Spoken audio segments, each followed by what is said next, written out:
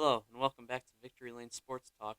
I'm your host, Noah, and today we will be reviewing the 2023 edition of the Busch Light Clash at the LA Coliseum.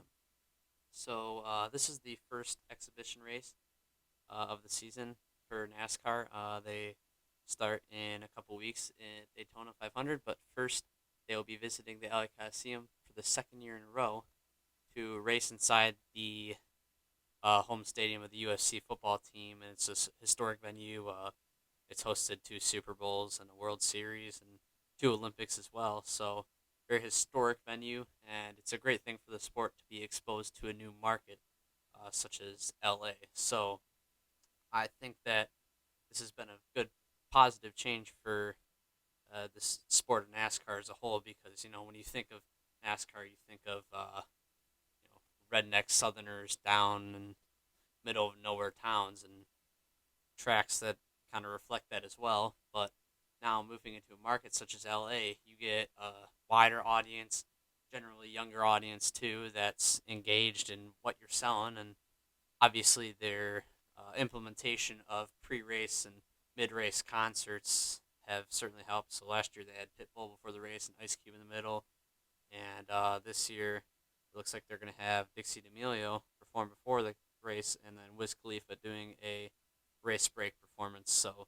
I think that will really resonate with the younger crowds of LA, and I honestly think that the attendance will be higher in 2023 than it was in 2022. But I remember the 22 race well.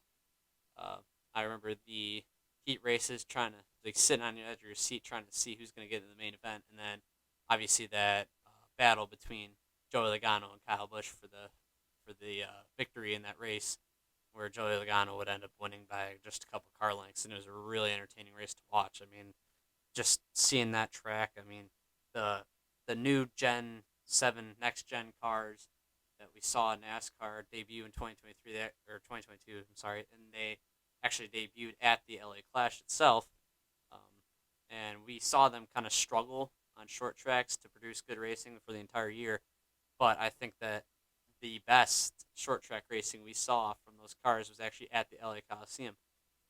It was very competitive, a lot of passing, a lot of big moves, bump and runs, stuff like that, that were just being utilized in old school NASCAR in a new school track. So I think that the expansion of the sport is certainly a good thing. I like to see higher attendance and more viewership, especially among younger audiences or audiences that are generally not so used to the sport.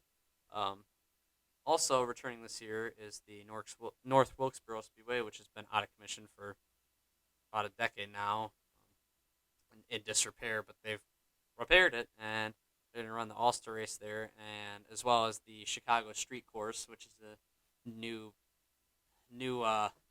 adventure for the sport of NASCAR. They've never really run on a street course before, at least not in a very long time. So to be doing that, something like F1, which is grown in popularity, something to compete with that is a really good thing. And they're going to be doing that on the 4th of July weekend.